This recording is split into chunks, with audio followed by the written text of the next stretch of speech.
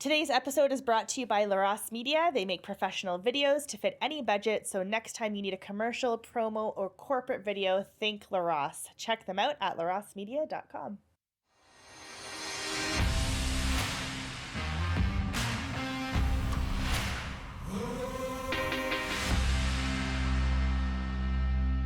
Hello and welcome to the Stinking Albatross Podcast. My name is Alyssa Globe, and I'm here once again with my co-host and partner in crime, Scott Hayward.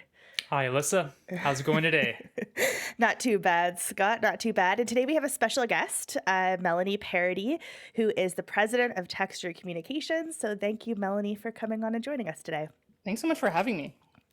For those of you who don't know Melanie, but you should know Melanie, she's a veteran conservative campaigner and strategist with her most recent roles as deputy campaign manager for the O'Toole campaign in his successful 2020 conservative leadership race, which led to her serving as director of strategic communications and principal speechwriter in the office of the leader of the opposition. She's also written for multiple media outlets, including the Toronto Sun and the Globe and Mail, to name a few. And we've recently actually bonded over this issue of children's Tylenol. So I'm just going to jump right into it because I had two pandemic babies, two babies in 2 years. I don't think that their immune systems are that strong. I feel like they get sick a lot. And I have a teething infant, and then I also had a sick toddler recently. And that's when I first started to realize that there's no children's Tylenol. And I feel like, Melanie, you were one of the first people to kind of bring a voice to this because you did write about it in the Toronto Sun, especially calling out politicians for not bringing this issue forward. And then I think I tweeted, like, where's all the children's Tylenol? And then we bonded over that. And you actually recently just mailed me some that you got in the US. Yes. So thank you. Which hopefully you receive soon. Yes, absolutely. So thank you for that. So I guess my first question is, why do you think the supply chain issue is bottlenecking when it comes to these medicines for children right now? So what's frustrating is how little we actually know about this situation after 6 months. And like even today, the Toronto Star had put in some comment requests from Johnson & Johnson and from other manufacturers, and no one would respond. Like in the piece, they said they would not comment on what the problem is 6 months later. And I have to think that if after 6 months of crisis, a company is still unwilling to comment on a situation, it means that their answer is actually worse than the problem, which worries me significantly. It doesn't make any sense that there's no supply problem in the United States, or if there is, they've found a way to resolve it that we just can't seem to figure out. And now it's not just Tylenol, it's all children's drugs. And now we're starting to see, as a result of this spike of illness across North America, amoxicillin and other antibiotics are now in super short supply. And in fact, I've heard that we're going to run out like in a few days across North America. And that is terrifying. Yeah. I guess like it is a bit of an unfair question, but I mean, you do have some experience, in government, more so on the political side than necessarily the ministerial side. But is there anything that you can identify that the federal or provincial governments here in Canada can do to help alleviate the situation? Or, conversely, are there any, I guess, regulations that you're aware of that either the federal and or provincial governments have in place that could be eliminated that maybe don't exist in other jurisdictions like the United States or Australia that could help alleviate this? Yeah, I mean, the first and biggest one is language. So the part of the real issue here, the labeling. So in Canada, the labeling has to be in English, French. So we can't just buy it and import it from the United States because the label's just in English or English and Spanish. And that's ridiculous. Like in a crisis, that just doesn't work anymore. I'm pretty sure that Francophone Canadians in Quebec or anywhere else in the country really could care less if they need children's Tylenol in the middle of the night, whether the label's in English or French. Like, yeah, I feel like pulling a Michael Bublé, in the Bubbly commercial where he's like a permanent marker, just writing like A-E with an accent just on the label, because that's like where it's at right now. We need it that badly. Exactly. And so the federal government has said that they are providing this exemption. The problem is the companies have to apply for it. And so far, the only applicants for this exemption have been the suppliers to the hospitals, which Right. is good because it means that there's Tylenol that's inbound to children's hospitals right now from Australia and the United States. But also, how insane is it that our hospitals don't have children's Tylenol? Like, this is wild. I can't believe we're in this situation. And so there's actually no end in sight right now. So we know that it's coming in for the hospitals, but there's no explanation for how long it's going to take to get it back on the shelves. I think it's going to be the hottest item at Christmas. I would love some in my stocking, that's for sure. Exactly. Now, is it just the labeling, policy that's the issue, or is there any other I mean, we need to be policies that manufacturing it here. That's the other problem. We don't. So we do manufacture some, but obviously we need to be doing a heck of a lot more. So ramping up production is a big thing. So we should be incentivizing the pharmaceutical companies to open manufacturing facilities here and make sure that we have it, so we aren't dependent on other countries. And I think that I'm worried that perhaps part of the explanation that no one is giving us yet is that there's like materials that go into this. There's some component that we can't get out of a certain country, and maybe that's China. And and if that's the case, like that's a massive issue that we need to talk about as a country. But I don't know if that's the case because no one will confirm. Do you know, like, if some of these manufacturers are able to set up shop and manufacture onshore in like countries such as like Australia, the United Kingdom, Commonwealth countries like that, or perhaps Western European countries like France or Spain? Obviously, the United States, they're able to do so. Or is this just a predominantly Canadian problem where, once again, so much of our manufacturing, especially for key products like children's acetaminophen and ibuprofen, are once again offshore? I think that in the past 30 years, we've offshored so much production of so many things, and COVID started to shine a light on that. Yeah. We started to realize, oh, maybe we should make essential things like PP&E here so that we don't have to worry about buying a plane off a tarmac in the middle of like an international high stakes negotiation. But we should not have stopped there during COVID at identifying what those problems were. I think we really need to assess what is strategic exactly, like what are essential goods in Canada. Certainly anything for children should be essential, and we should be making darn sure that we either manufacture it here or are manufacturing it in countries that we know are going to send it to us when we need it. Now, I mean, it was just recently that the Conservative Party started to talk about this, but like you said, it's been ongoing. I know Pierre has, a baby, a little kid, two, right? He has two kids. And I mean, Michael Barrett, he has like 5 children, who is the Shadow Minister for Health. So why do you think it took so long for the Conservative Party, or just politicians in general, to start talking about this? I mean, going through a leadership race is a very time-consuming process, so I'm sure they were heads down for a while. I think that especially post-COVID, there's a lot of reluctance to call something out like this until it's been clearly reported in the media, because we might look, there's a lot of people who are talking about conspiracy theories and stuff right now.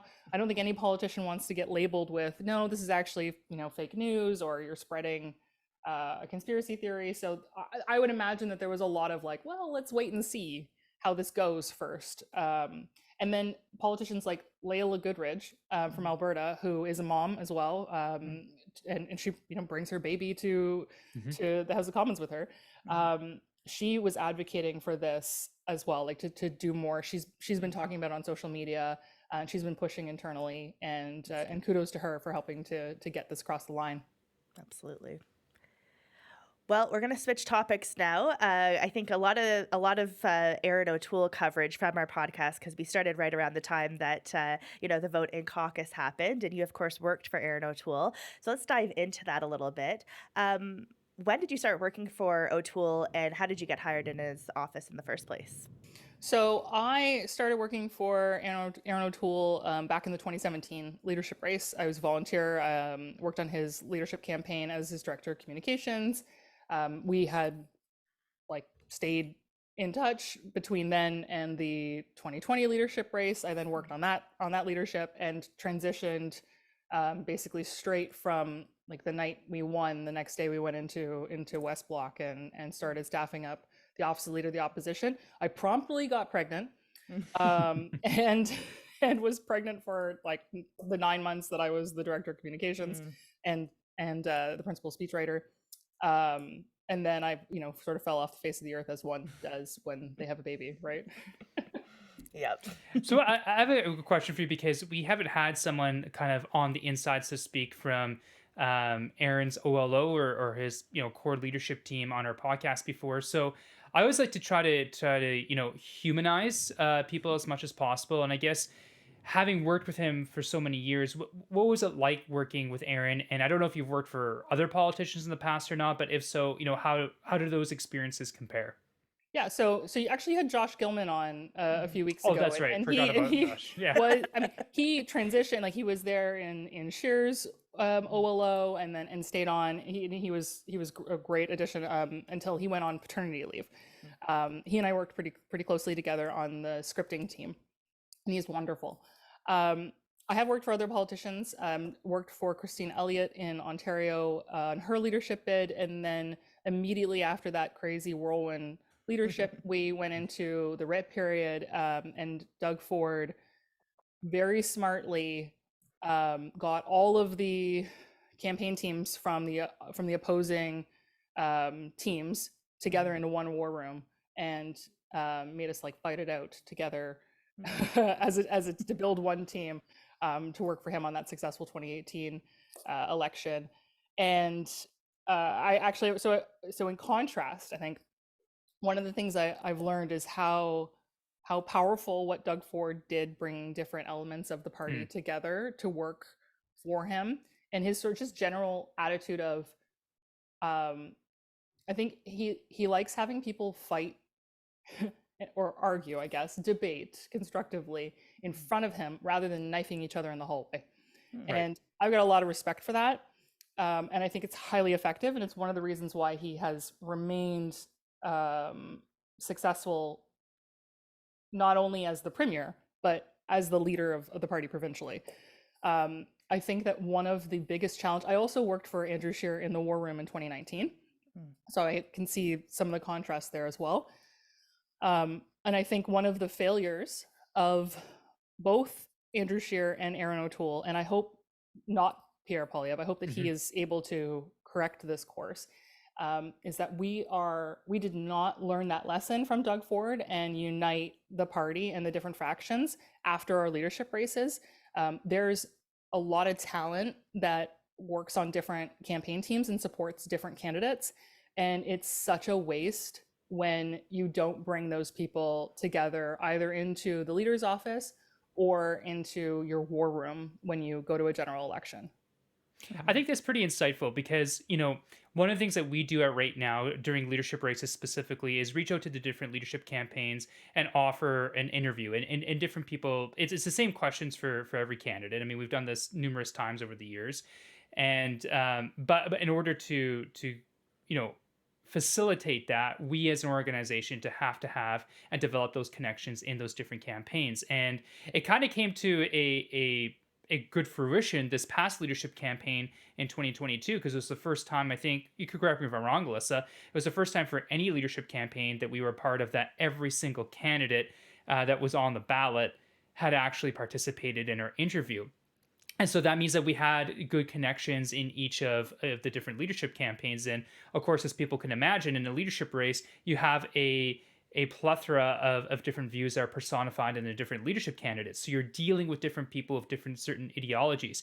But what I can say from the outside looking in is that dealing with those, certain staffers or volunteers, whatever you want to call it, on the leadership campaigns, that there are very talented people, very reasonable people that, I think personally that I could work with in a political situation in all those campaigns. So if I can think that from a very from an organization that often is perceived as representing a very controversial topic in politics, I would imagine that if you're, on Doug Ford's team or Andrew Scheer's, Erin O'Toole's, Pierre Poilievre's, or whatever, that even more so that you could do that. And it's always kind of fascinated me, like, how can you not find, like, one person from each of the core groups in the leadership campaign in your OLO that has, anywhere between, 70 to 90 people, or your premier's office, or whatever the case might be.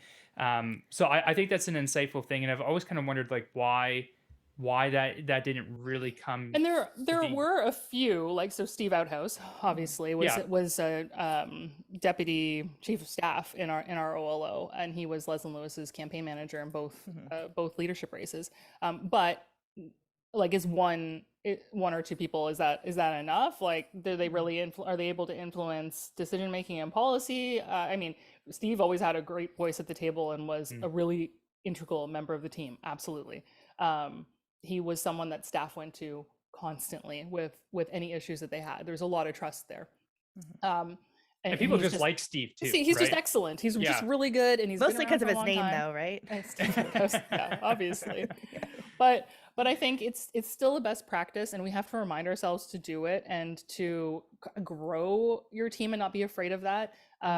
Trust is a really hard thing to come by in politics, and people, especially when things get stressful, have a tendency to turn internally and to be distrusting. When stuff leaks, they get conspiratorial and wondering, like, who did this, who's trying to mess with us, when sometimes it's just you have no idea where it's actually coming from.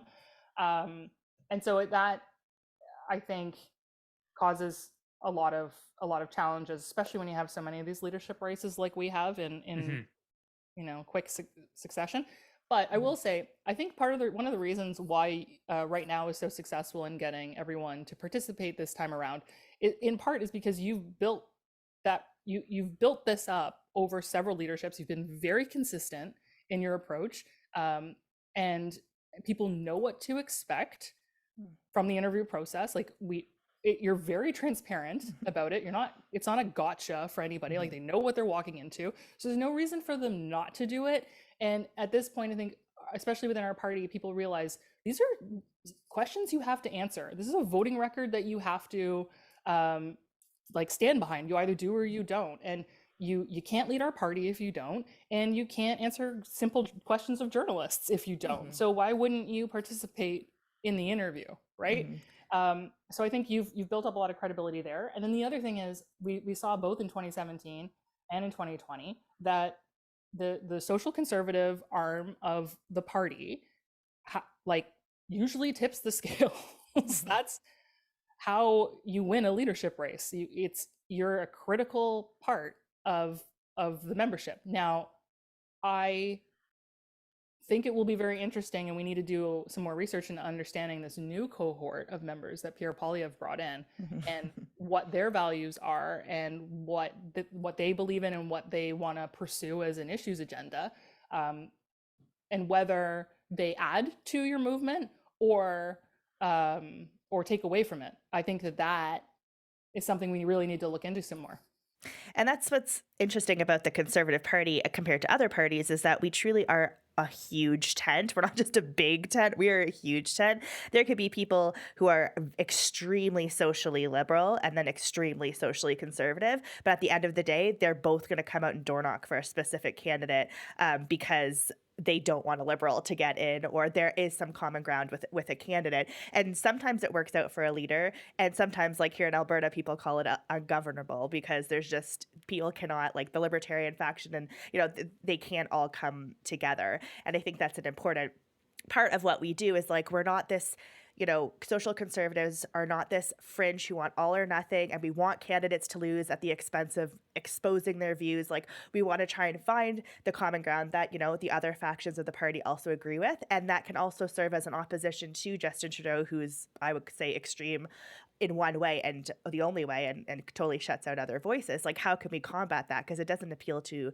a lot of people. But that's a couple of the questions later, but it was interesting to reference that. But I just wanted to ask you, based on your leadership experience, what do you think are the biggest differences between the leadership race in 2017 and the leadership race in 2020 when O'Toole won?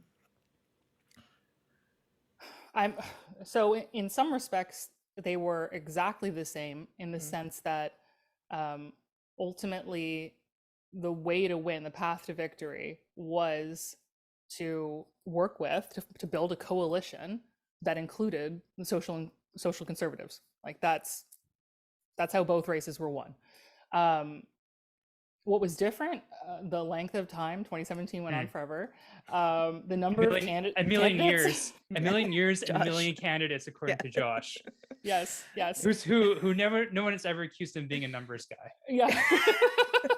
He's definitely a words guy. Yes, so that's a huge difference. But also COVID, like one race took place almost entirely within a pandemic, to the point where like there's just so many crazy things that took place. Like I remember working with Andrew Lawton to try to figure out how we were going to save that debate when Leslie Lewis was sick, Peter MacKay backed out, and it was just Derek Sloan and Erin O'Toole, and we're like, what are we gonna do? And we're like, you know what? They spent like $100,000 trying to put that event on. We had adhered to like every COVID protocol possible. We're like, let's just do a fireside chat. Let's do what we can. There were so many crazy things that happened. Whereas in 2017, the crazy things that happened had like nothing to do with the global crisis. They were just, our own internal things. Yeah. It was interesting because I think coming out of the 2020 leadership race, I think a lot of people in the party were generally satisfied with the result.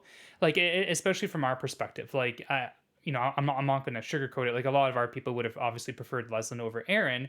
But I think at the same time, at least at that particular point in time, a lot of people would have preferred Erin over, Peter MacKay, given Peter MacKay's voting record in the past and some of the things that he said recently leading into the leadership race coming out of the 2019 general federal election. Named your podcast after it. He baptized our podcast. He's the godfather. We should have like a picture of him, like right in the art behind. He is the godfather of our podcast. Yeah. Unwilling godfather. Yeah.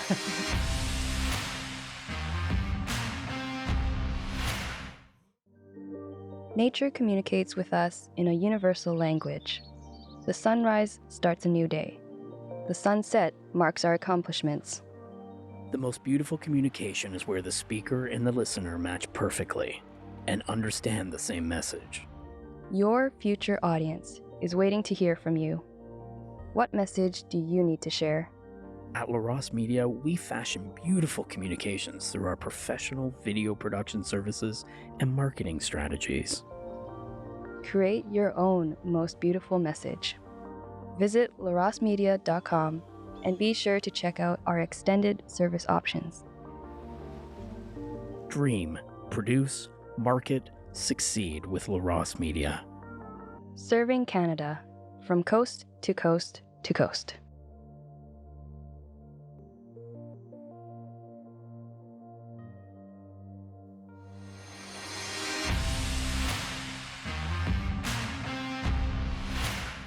I guess like what was interesting to me is like coming out of that leadership race in the autumn of 2020, and like you said that you transitioned right from decom in the campaign basically right to decom in the OLO, which by the way I was really glad to see such a quick transition that Erin did in the OLO. Say whatever people want to say about Erin, but I still think that the new party logo is probably one of the best things that he left behind. And I know that's I've forgotten about it. That's very, very RCF influence, which makes sense from him. But anyway, so like there were new things. There were things that were moving quick. There were things that were moving in a positive direction. I know that I met with a number of pro-life members of parliament that came back that autumn for the sitting starting in September and going forward. A lot of them said to me, like, you know what, like working with Erin's OLO is actually a lot better than working with Andrew's OLO toward the end. And Andrew's, I would consider a friend of mine or whatever. I'm not saying that to denigrate him. It's more the personnel that you hire, the person themselves. And I know at that time in the autumn of 2020 they were dealing with different legislation coming in with assisted suicide to expand it. And they were saying, it's not that the OLO is just allowing us to say this, but they're actually working with us on actual like pro-life talking points, whether it be in debates or in the media or, amendments to legislation, committee, witnesses. It was very, very positive. So I remember going home that Christmas Christmas of 2020 and people saying like, oh, Scott, you put your heart and soul to Leslie's campaign. Are you super disappointed by the result? And I would tell them like, yeah, of course I want her to win, but I'm pretty happy with the results thus far. It seems like a pretty good autumn. And then afterward, things seem to change. And I'll just give you a bit of a timeline from our perspective. And kind of what I want is your perspective from the inside, points of differentiation that you might see between what I'm about to say, or Alyssa if she wants to jump in. And I think it's important that we get, your perspective on this. But, in early January, you had the expulsion of Derek Sloan from caucus, and I'm not necessarily here to defend everything that Derek did, but for a lot of our people, that was a huge red flag.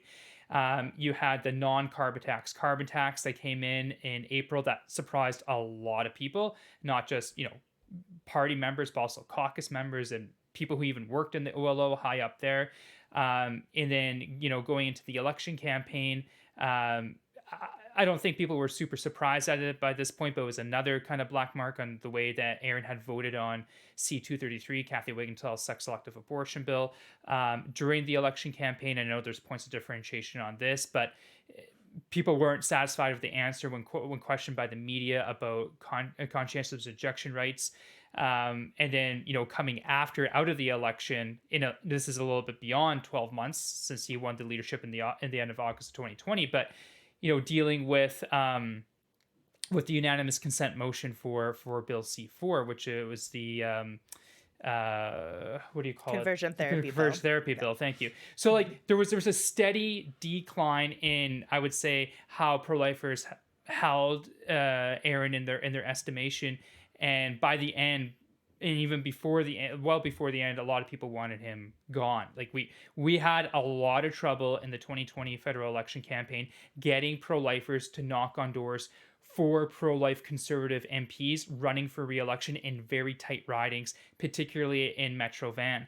And they were like, I just hate, I don't want to see the word hate, but I so despise Erin that I'm just going to vote for PPC. And we're like, you can despise Erin all you want, but you don't live in the riding of Durham. Like you have this other pro-life. Anyways, the point being is that... But getting volunteers was hard. Oh yeah, it was extremely difficult, and it was a steady decline. And I guess kind of my question to you is like, from the inside, is that something that you were feeling? Is that something does that timeline make sense to you, specifically from the pro-life perspective? And, he eventually lost that vote in caucus. I guess, is there a point that you would pinpoint in that timeline where, okay, this is the final nail in the coffin? Not the final one. I mean, I think the general election was like if you win an election, a lot of things are forgiven, frankly. But when you lose, then all of that simmering stuff bubbles up, and that became a major problem. I think that the environment policy in particular was a key moment, and I'll talk about that in a second, but I do want to touch on medical assistance in dying in fall, and explain that this is a subject matter that Erin O'Toole is personally very passionate about. He lost his mother to cancer when he was a young boy, and having access to palliative care, and like that is something that he's very passionate about. He also was very firm that mental health should never be a reason. And so he was very much the driving force behind ensuring that people could talk about this.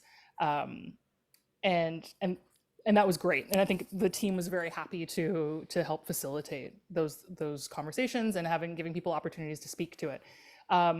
Wagenthal's bill in particular, Erin O'Toole is a lawyer. And if memory serves correctly, the key issue he kept coming down on was the way it was written. He just wasn't happy about that more than anything.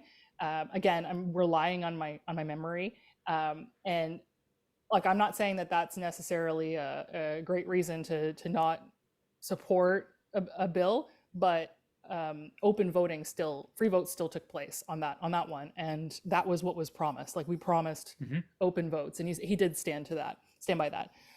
Conversion therapy, the unanimous consent motion, the way that came about, it was actually an idea from a caucus member. I don't want to say a random caucus member, it was a senior caucus member who had been around for a long time and said, you know what? And actually, this happened strangely to your credit. because MPs did not want a recorded vote on this bill, because you would be monitoring their vote, and their constituents would be monitoring their vote. They did not want to have to vote a particular way. And this was going to be an open vote.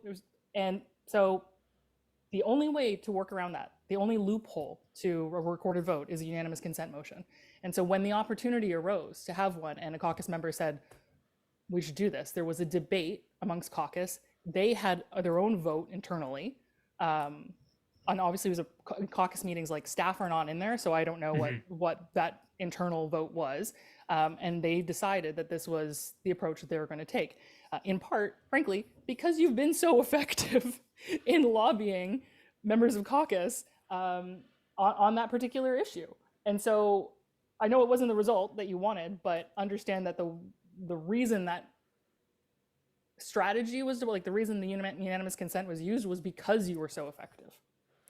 Now, I just want to make it just a side note in that we solely deal with life issues, so we don't actually touch on those types of issues, like issues of sexuality, like things like that. We talk about them on this podcast, but like in terms of our actual voting record. But there are other social conservative groups that do monitor it. So I think just the broader... Just to clarify, the broader movement, people felt like they didn't want to have that vote on their record. And then we get to environment. So I think that was when things started to get really tricky. While you're absolutely right, there had been things that happened in January that were challenging. We'd kind of hit a stride again. And then at the convention, the policy convention, Erin O'Toole delivers a speech where he says, like, if you're waiting for a big environment announcement, you're going to be disappointed because there wasn't one. And then I think it was the same day, there was a policy amendment from the floor, from an EDA. Sorry, it wasn't from the floor. It had been brought in advance from an EDA that got voted down. And it said something like, climate change is bad and we should do something about it. It was very general. And for whatever reason, people voted it down. And then we needed an answer to that in the media. And there was a tremendous amount of pressure following that to put out an environment policy a lot sooner than people had planned to, which resulted in a lack of consultation. I shouldn't say a lack, there was consultation, but I don't think people were satisfied with the level of consultation that took place. I will say that caucus, the way that it actually rolled out, there was a leak, which I will continue to argue was not a controlled leak. It was not intentional, but it leaked the night before the announcement. Then the announcement was made, and then the caucus met the following day, and were not pleased that some of them felt sideswiped by this. They were surprised by what it had said.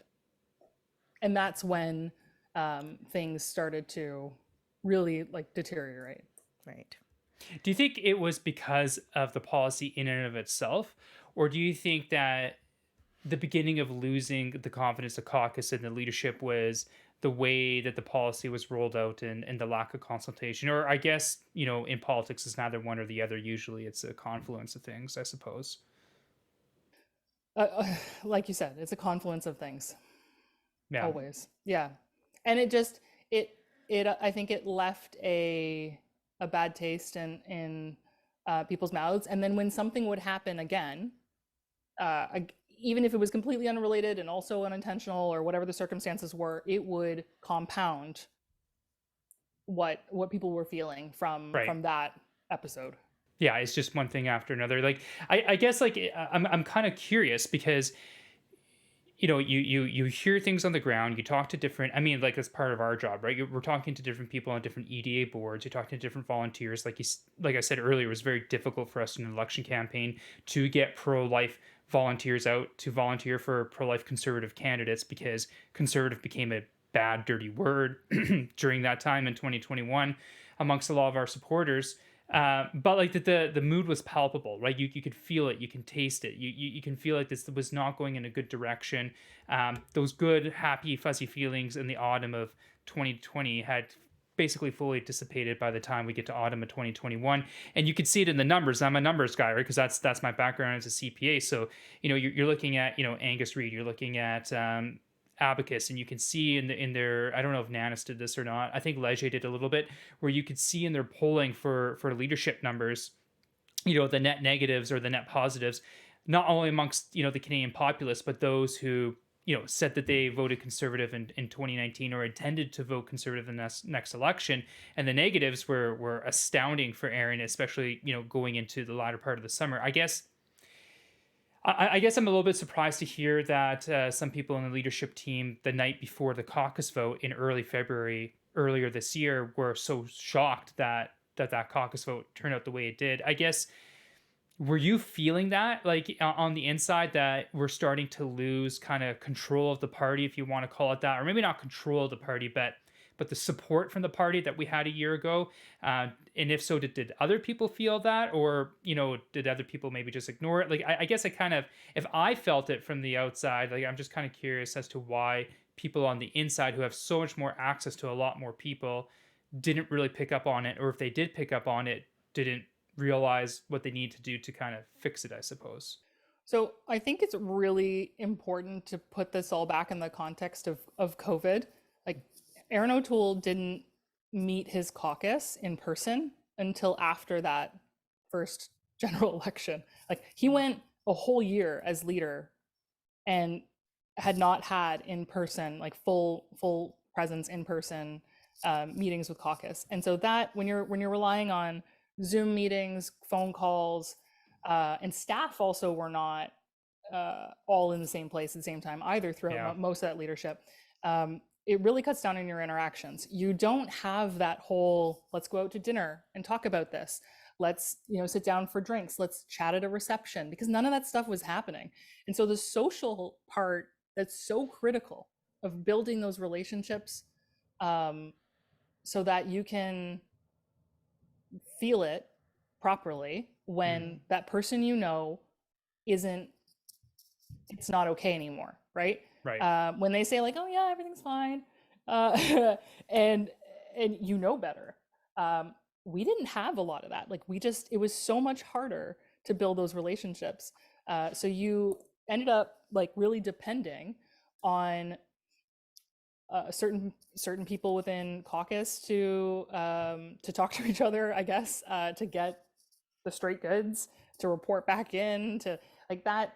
And it's really hard. It's really hard to do that. So I think I don't want to blame it all on COVID and the fact that we didn't have receptions and parties on the Hill to know what was going on, because there were still some gatherings, and certainly after the election there were, because those restrictions had largely been lifted by then. And I just think that whole first year not having that and being able to build that up, so that rapport in advance, really held people back. Yeah, I think that's probably, I mean, there's multiple reasons for the downfall in Alberta here of Jason Kenney, but I think that's partly part of it, because that guy went to every event and every riding every day of his dang life. And all of a sudden, all you hear is him on news conferences with Dina Hinshaw repeating the same talking points that everybody hates to hear and doesn't want to hear here. And to me, it's like such a tragedy that that's what happened to him. And I hope that his political career isn't completely over because of that, because he's such a talented politician, and I can't believe that we have Danielle Smith here, but that's neither here nor there. But anyway, I think that personal relationship and that those event buildings and those events that he was there, that relationship building was really important and pivotal to Jason and his personality and stuff. So let's just switch over now to our final topic, and that's pro-life policy in the Conservative Party, because, as you know, obviously we're very socially conservative. I know you would not label yourself as social conservative. Now, our organization Started in 2016. We both worked at CLC. Didn't love the direction that I was going, so started this to be solely focused on nominations and elections. And one of our first, I guess, if you will, successes or really in-depth campaigns was working on the Andrew Scheer, or working on that leadership, and having Andrew Scheer number 2 on the ballot. To help him achieve that victory. And I'm just wondering, have you noticed as a strategist and being involved in multiple political campaigns, including working for Andrew Scheer, a difference in the party or dynamic since before we were created in 2016 compared to after we were created? I think we've always needed to find these areas where we overlap as a coalition, and I hope that we keep doing that, because that's what Canada needs too. Like we all have different issues that are most important to us, but everyone also has issues that are important, but perhaps not like their primary issue that we can also agree on. And I think one of the key strategies to winning a leadership race in our party is finding those areas of overlap. Like, where on the Venn diagram do you find policies that speak to people from all over the map? So like, is that foreign policy, for example? Is that housing? There's lots of different things that you can talk about that appeal to different groups. And I think it's really important that we try to focus our efforts on that, because that's what unites us. Within the Conservative Party of Canada, and generally within provincial Conservative parties, of course, like you say, there's different factions, there's different people with different, number one issues. You have people that come together where, gun rights is their number one issue, or energy development's their number one issue, or, for us, the reduction of the abortion and assisted suicide rates is our number one issue. And, from our perspective, we see the gun rights people have their stuff in the policy platform and the election platform, and oftentimes in government bills. Same thing with, resource development types of conservatives, and law and order conservatives, and foreign policy hawks, and and for a lot of our people in our corner of the party, like, and this is a huge difference between us and Campaign Life Coalition, is that a lot of people who would identify as having abortion and the reduction of abortion assisted suicide as their number one agenda within these conservative parties wouldn't say that we need a complete elimination from a policy perspective, like that's not necessarily their ask. And then on the other side, we often hear is, well, we can't give you anything. And it's like, well, political parties and big tent parties, especially like the Conservative Party of Canada, is everyone putting a little water into their wine. And from our perspective, we would like a little bit of wine in our water. And so I guess kind of my question to you is, what is the wine that other people can give us? Because there's a whole, there's a whole menu of different pro-life policies out there that I think pro-lifers would gravitate toward, like not funding abortions overseas, especially funding abortions that frankly are illegal in many countries, especially African countries.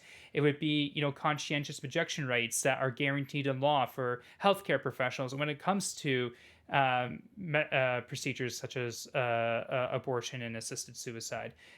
It could be things like what we see in Central and Eastern Europe, where they have very, very generous financial provisions for women in not great situations who are pregnant, or families that are just trying to get by, to use like a term from the 2019 election, trying to get ahead. So I guess, like, kind of what are those policies that you think would be acceptable to the other side within these conservative coalitions that would also be strong enough for pro-lifers to say, yeah, you know what, I'm in, I'm going to go and knock on doors, give you money, and give you my vote? So I guess I want to start by saying that I really dislike the term acceptable, because that suggests that your other views are unacceptable, and we should never frame them that way. Like, I don't think that should be the starting point for people in our party. All of these views are acceptable, and we need to communicate about them. We need to talk about them, and we've been afraid to do that, I think, and that's a problem. But certainly, I don't think that you should ever stop championing the issues that you believe in. And I hope that no one in our party ever does. That it's really important that we keep talking about these things, even if it makes people uncomfortable, because that's what democracy and freedom is. And if we can't, then we've got bigger problems. So we anyway. can't have gatekeepers. So but from my perspective as someone who, I don't identify as social conservative, but I respect social conservatives and believe that they have a very strong and important place in our party. I think that pro-family policies are something that, just as a mom, now that I'm before I was a mom, I had a different worldview. And now that I'm a mom, I feel very passionately about this. I don't think that we do nearly enough in this country to help people, to help families, to help women, to help anyone raise a child, have a child, raise a child, and have those children grow up to be contributing members of society. And we need to be spending a lot more time policy-wise thinking about how to help build a stronger, more resilient society. And that starts with the family. I think it always has. And it's silly to try to have a policy conversation that doesn't include that. So whether those are, like you said, in Europe, where countries provide generous support to women, to make sure that they can both recover from having given birth, have what they need to properly take care of their child, access to healthcare. I mean, we talk about free healthcare all the time in this country, but there are a lot of people who don't have access to it. It took me, and I like using myself as an example because I am perfectly, I'm not happy about it, but I'm perfectly content to say, like, I, by any measure, would be considered a member of the elite. And if I cannot access a doctor in this country, when I was on Parliament Hill, in the halls of power of this country, I could not find a doctor. I couldn't find a midwife when I was pregnant. Yeah. Midwives are really tough to find in Ontario. Especially during COVID, because everyone was like, I'm going to have my baby at home. I'm not going to a hospital. And and you can't, I was on wait lists. I've still not gotten a call from a midwife, and I've had the baby. Now, it turned out that I needed a C-section anyway because it was super breech, but so that would not have helped me. But I couldn't find a doctor. And if I can't, what's a new Canadian doing? What's a young person who's pregnant going to do if they can't find the care that they need and the support services that they need? So I think we have a really big problem in this country around that we need some policy solutions for, that our party should absolutely be putting forward. I think that on the crime front, it's Molly and Cassie's law, Cassie and Molly's law. I've always been quite passionate about that one in particular. I think that if I believe, as a person who is pro-choice, that choice goes both ways. If you choose to have a baby and someone takes it away from you against your will, that life should be recognized. And it's very maddening to me that we can't seem to have an intelligent conversation as a country about the rights of women to and their babies against physical violence, against domestic abuse, against we're not doing enough to protect them at all. So I would love to see legislation that would create either a secondary charge or recognize that that's a double murder when you kill a woman who's pregnant. But I also think I'm someone who was very privileged enough to grow up in a multi-generational family home. So my grandparents lived with me throughout my childhood until I was 18 years old when they both passed away in the same year. It was incredibly formative for me to always, like, my mom she's a retired teacher now, but she was a teacher at the time, so she wasn't always at home, and my dad was working, but someone was always home for me. Like, my grandparents were always there. It forced me to become compassionate at a younger age and understand what elder care is all about, and to also learn from their stories and important things from their generation. I think that that's just so helpful I know it's not for everybody to live with your in-laws, but it's so helpful to have that available to people. And certainly we're in an environment now where there's this massive housing crunch, and there are a lot of, like, new Canadians who are coming from countries where it is completely expected that you're going to live in multi-generational homes. We should be developing policies to support that. Because again, to me, it all comes back to the family. If we can't get that right, if we can't help families be strong, then everything else starts to fall apart.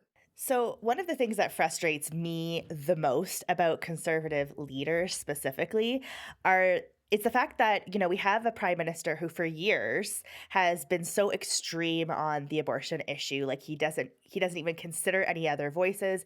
If you're pro-life, you can't run for the party. If you're pro-life, you can't head the status of women committee like Rachel Harder, like just completely 100% like no tolerance for any other opinion.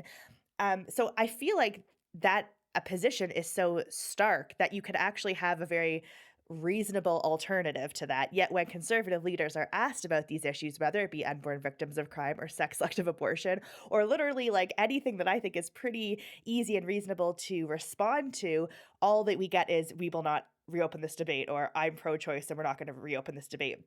I like Andrew Scheer. I love his family. I liked him as a leader. I like him as a politician now. I hated every time he got in front of a microphone when he talked about abortion. It was so Sorry, frustrating. I got to jump in here. And when he finally did, and you and I were traveling together when this happened, Alyssa, and I think it was in New Brunswick, and it was like 3 weeks into the campaign, and he finally said, you know what, I'm pro-life, like that's who I am. Didn't really talk on the policy side, but the questions all of a sudden went away from the media. Like when he actually said when he actually said the words, I am pro-life, boom, the questions were gone. And it's also interesting too, because I was at the time of that leadership race, I was living in downtown Toronto, and I went to an Andrew Scheer event, which was right by the U of T campus, and it was absolutely packed. And there was a huge snowstorm, so Scheer was like 2 hours late, but everybody stayed. And we were all packed into this restaurant, and he came and somebody asked him about the abortion issue, and he said, I'm pro-life, and the entire room in downtown Toronto erupted in applause. And then he said, but the caveat, like, I won't reopen the abortion debate, and like 2 people in the front row like clapped. So there is an appetite for another talking point, like literally like give any us other any talking point. Yeah. And I think the talking point could simply be like, this doesn't have to be such a divisive conversation. We shouldn't be afraid to talk about things, and we shouldn't insult the intelligence of Canadians and presume that they can't handle any kind of conversation about this at all. And but response to like specifically like issues like sex selective abortion and inborn victims of crime, where it's an overwhelming majority of people who don't agree with these things, you can actually have points of attack that isn't just, oh, we all want to welcome all of our voices, but like, we don't stand in favor of killing, or we don't stand in favor of targeting women because they're women or something. You could still have a generic talking point. I'm just wondering, why are conservative leaders so afraid of saying anything other than we will not reopen the abortion debate? Is it just because they think it worked for Harper and it'll work for them, or what's the issue there? Yes. Honestly, I think that's sometimes the answer is just that simple. And I think people have been afraid to try anything else and have that blow up in their face. But repeating the same mistake over and over again is also blowing up in our face. So I think that it is time to have a different talking point. I was a little bit surprised that Pierre didn't want to go there or isn't willing to go there yet, like during the leadership race. You could tell that's what he was setting up for when he voted against the sex selective abortion bill, because it's literally the only blemish on his pro-life voting record. Actually, to be fair, same with Erin O'Toole. But you could tell at that time, like, one was kind of on the decline and the other was potentially getting ready to kick the other guy out and then take it for himself. That's a different story at a different time. However, all that being said is, for a long time, Pierre's kind of made himself to be, the guy that's going to fight against the media narrative, the guy that's going to push back against the woke media. And like, I can't think of a more perfect issue than not having this extreme pro-abortion stance that Justin Trudeau has to make that point of differentiation and to actually push back. And I guess I could, like, you could from the outside looking in, you can almost see like the professional conservatism, if you will, kind of creep into that. Now, I am very, very happy with a lot of the hires that they've made, both on the party side and the OLO side. So I'm really, really withholding judgment on him as a leader at this point, because I do see some potentiality for some, I think, cool and interesting things to happen. And I think it's way too early to make that judgment. Most Canadians would identify as pro-choice, but most Canadians who identify as pro-choice have these rather massive caveats beside it, right? They're not pro-choice for abortion for any reason whatsoever, right up until the moment of birth. They're not, a lot of them would be very okay with some sort of legislation, statute that would, police to the point that you couldn't have, sex selective abortions. Probably most would be, unless the life of the mother is in jeopardy, which in a country like Canada in 2022, there's very few medical interventions that don't exist to save both the life of the preborn child and the mother, where, maybe abortions after 24 weeks gestation to the third trimester isn't a thing, or beyond pain capability or something like that. Like, most Canadians who identify as pro-choice don't identify the ways pro-choice is as Justin Trudeau does. So like you said, there's this huge Venn diagram. There's this huge, and frankly, I don't think there's enough research being done by the polling companies, because when we approach them, they don't want to do it. Or the question is just basically, are you are you pro-choice? And so it doesn't get into the nitty gritty of like, what does that actually mean? What is your actual stance on policy? That's frustrating. I didn't realize that there was that reluctance. Oh yeah, no, like when Andrew was leader, and like Erin was leader, obviously from much shorter than Andrew, when we approached, people within the OLO about this to say, like, here are the stats, like, here are some opportunities, here are some talking points. It was just, no, it's here's the Harper line, and this is what we're going for. And yeah, Alyssa is right to a certain extent. It did work for Harper-ish, but not really. He won only one majority government, and the one time he did win a majority government, it was part of the election platform was defunding abortion overseas. So it did include at least some sort of pro-life policy there. And obviously it didn't work for him in 2015, because that's the worst that the Conservatives have done in the last 20 years, Erin and Andrew included. So I just find it kind of odd. Like, there's this huge mammoth ground that you can take that most people in the party, in the caucus, I would imagine party staff, and frankly Canadians would identify with, that just isn't being taken. One of my fears for the Conservative Party, really, and then I'll get off my rant here. One of my fears for the Conservative Party is that Justin Trudeau is not going to be leader forever. Eventually, there's going to be a new leader. And I'm not saying this is going to happen, or the likelihood is even high, but you could potentially have a leader, particularly from a new Canadian community, that comes and wins the leadership race, that adopts a policy of saying, you know what, we're going to ban sex selective abortion, or we're going to have some sort of gestational limit. And I fear that if the Liberal Party does that before the Conservative Party, you're going to lose a massive chunk of Conservative voters to the Liberals for potentially a generation. So I think that in this particular moment, just like we were super focused on COVID for the past 2 years, now it's all about the recession and the economy. And to the point where even getting the Conservatives federally to talk about Tylenol shortage, this was like the first thing that they talked about that wasn't the economy. Yeah. And in weeks. Yeah. So, and it was really only because it's such a dire situation that it brought them off their message track. So I think the challenge with this leader and this leadership team is they're incredibly message focused, which I admire. I think it's a smart thing to do, to be that, and it's hard to maintain that discipline, especially in opposition. So I have a lot of respect for it. It makes your job even more difficult, to try to find ways to open that conversation up, certainly, because if it's not about the economy, it's just doesn't sound like it's going to happen. But that doesn't mean that there won't be moments in the future when it could become a topic of discussion again.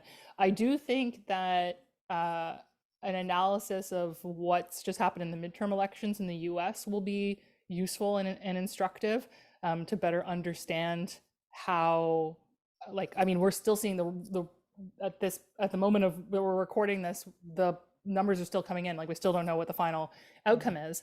I think it's going to take some time for that, but to do an analysis of how things worked out there and whose messages were more effective, I think would be something that is interesting to pursue.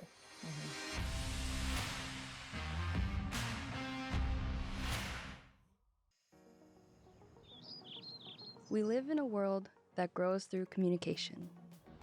Every connection comes from a dream to be heard and realized. To welcome a better future. What are your dreams? LaRosse Media will help communicate your vision through our professional video production services and marketing strategies. Start building connections to your future audience. Visit larosmedia.com. And be sure to check out our extended service options. Dream, produce, market, succeed with LaRosse Media. Serving Canada from coast to coast to coast.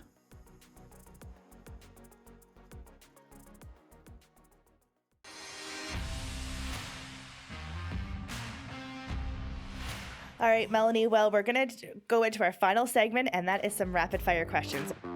Are you open to answering some about your life and your work? Sure. All righty. So the first question is, what was your favorite job you've ever had, and why was it Blockbuster? It was Blockbuster. Thank you for reading that far down in my LinkedIn profile. So I loved Blockbuster. I worked there for 3 years when I was a teenager. It was my high school job. It was like the dream job in high school. You got 10 free rentals a week, so I got to watch movies. That is beyond That's a lot of generous. rentals. Yeah, Yes. That's more days than a week. Exactly. Yeah. It was pretty Could you sweet. dole them out, or is it only? No, like it was just for like me / my family. They could be, some of them could be video games, but I didn't have a video game station, so that wasn't useful to me. So I would just like get the new releases and watch them, in part because if you want to do a good job, you've got to be able to give people recommendations. So like people would stop me at Walmart and be like, "Hey, Melanie, like what's coming out this weekend? What should I rent?" Like I'd be with my parents at the store and be like, "Hey, what movie should I get on Friday?" So I say it was the best job I ever had because I knew I was good at it. And you had that immediate feedback, whereas when you're the director of communications, it's a thankless, terrible job. Everything's your fault. My mom and I were just talking about this because, I mean, I'm sure we've all done this, but it's so difficult to pick a movie now. And then in most platforms, you can't rent it. Like I've wanted to watch that In the Heights movie with Lin-Manuel Miranda for like months and months and months, and I have to buy it for $26, and I don't want to do that. So I feel like they should bring Blockbuster back, and it would be a huge success because it was like such a fun thing to go and pick a movie, and it's right in front of you, and you don't have to pay like $30. You could pay $5. Part of the experience, like on Friday night, part of the thing you did was like go walk around the store, and they've got the, they're playing the previews, and you'd see what was there. Yeah, part of it. Build back Blockbuster. There we go. I love it. How'd you meet your fiance? So we were friends first. Mitch was working for the Ford government at the time. I was a lobbyist probably at the time. We were friends for like a year and a half before I managed to convince him that. And I actively and aggressively tried to get him to like understand that I was flirting with him for like 6 months before he figured it out. And Okay. Well, success, right? Yes. Pull it together. Success. And the only reason we haven't gotten married is because COVID ruined all of that for a while. And like, preach.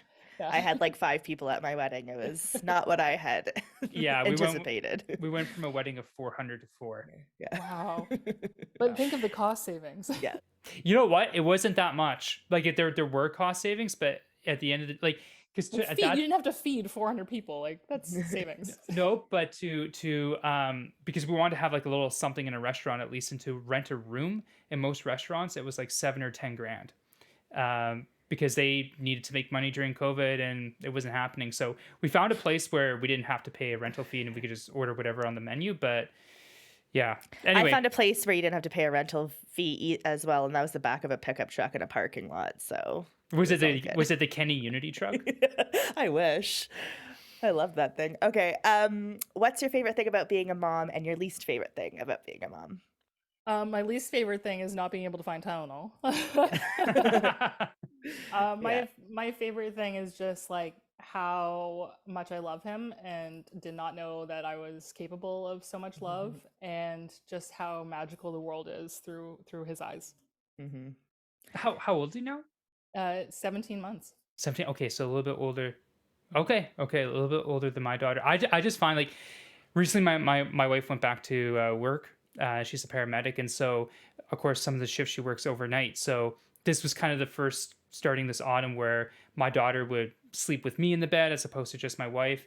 And I was telling this to Alyssa either earlier today or yesterday. She's like a big live teddy bear, just super super cuddly. And yeah, I was never one to have like stuffed animals or anything like that. And I love my daughter, not just Well, because of that, but partly because of that. it's funny because my son, who's almost 6 months, he has sleeping problems and he has to go to a pediatrician, whatever. So he's up every 20 minutes to an hour. So I have to hold him constantly throughout the night, and I'm severely sleep deprived. So I'm telling this to Scott, and he's like, I love holding my daughter. She's like a teddy bear. And I just wanted to punch him in the face. But anyway. Okay. Do you prefer doing communications work for political or non-political clients? Non-political. Wow, you didn't even think about that. Yeah, the corporate world is. So I worked in corporate Canada for like 15 years before I became a staffer, and that transition was incredibly difficult and like culturally just strange. There were so many days where I would say like, wow, this would never fly in a corporate environment. Like not even just like labor laws, but just I find in the corporate world, CEOs, the ones that I deal with anyway, that I love working with, are incredibly decisive, and politicians are not. Really? Yeah. Politicians are not very decisive. Yeah. Who is your favorite Canadian conservative politician, dead or alive? Dead or alive? Oh.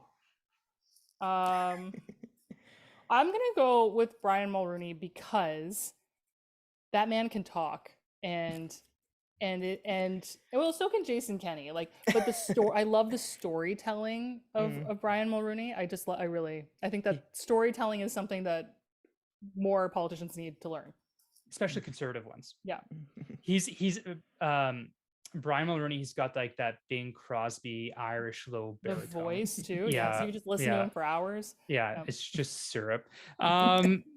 Okay, were Ross and Rachel on a break? Have you ever answered that question before in a political podcast? I don't think they were really on a break. Oh, interesting. Mm-hmm. I feel like there might be a gender divide on that one. Yeah, I think so. What was the best concert you've ever been to? I went to Garth Brooks recently in the summer, actually, and I'm going to say that because it was the first concert I went to post-COVID, and being with like 70,000 people in an open air football stadium, it was wild. In contrast to what we had just gone through. Totally. So that is etched in my mind for that. But Michael Bublé, to your earlier point, puts on one heck of a show. The first post-COVID concert that I went to is the Wiggles. Oh. And that was less than stellar for me personally, but my daughter liked it. If there's one place you could travel to, where would it be? Travel is with a toddler right now is like, I don't know if I want to. I mean, I'd love to go I miss going to the beach. Oh, I miss, yeah. In my pre-children life, like I would frequently travel and vacation. And now the prospect of doing so is terrifying. Yeah. I have to go. I'm going to Ontario for Christmas with a 6-month-old and a 2-year-old, and I'm terrified. My husband talks about it every day. He's like, "Are you sure your family can't come to you?" And I'm one of 9 kids, and I'm like, "No." So that's a hard no. We have to go there. So. All right, last question. What is on your reading list? Ooh, good question. Probably this stack of like Economist and Spectator magazines. I know it's very boring, but I have subscriptions that I have tremendous guilt for not getting through, and that's what's most impressing on my reading list. But actually, I did Smart Brevity from Axios. Axios is a media company in the US, and they've literally written a book. There's a great podcast you can watch, or not podcast, sorry. There's a great TED Talk on YouTube about how to use fewer words. And I think as communicators, people are being bombarded with messages and with content all the time, and they're not reading any of it. Nobody's getting past 3 paragraphs in an article. So the more that you can put the important stuff up front and tighten up everything that you're trying to relay to people, the more effective it will be. So that getting through that book is next on my list, I think. Yeah, that sounds really, really interesting. More paychecks, less tax. I think that Pierre Poilievre has this one down. You know? Yeah. What pissed me off about that one is at the beginning in his early comms, checks was spelt the American way, CHEKS, and then they eventually moved it to EQES. So it was good to see. It was good to see that improvement. To be perfectly honest, yeah. To be perfectly honest with everyone, that question was originally, what is on your Netflix watch list? Where we hardly ever talk about books and literature on this podcast. So like, we should probably change that over. Books, they exist. Yeah. Well, thank you so much, Melanie, for coming on the pod. We really appreciate it, and your perspective, your insider knowledge, and just sharing a little bit about who you are in your life. So we really appreciate it. Thanks so much for having me. All right. Well, that concludes our podcast for today. Remember that our podcast has now changed from coming out every Friday to every other Friday. So we'll see you in a couple of weeks. Make sure you subscribe so you're alerted to when our next podcast is. You can check us out at thestinkingalbatross.ca. You can subscribe to us on YouTube, Spotify, Google Podcasts, basically anywhere you listen to podcasts. Please make sure you do that. Leave us a review as well. And also make sure you leave comments on this video or on any platform where you're streaming this podcast, because in a future episode, we're going to answer mail. We're going to answer your questions. We're going to answer any topics that you want to talk about. So make sure that you leave a comment or leave a question, and we'll answer it in a very close future episode. We look forward to talking to you in a couple weeks. Bye for now.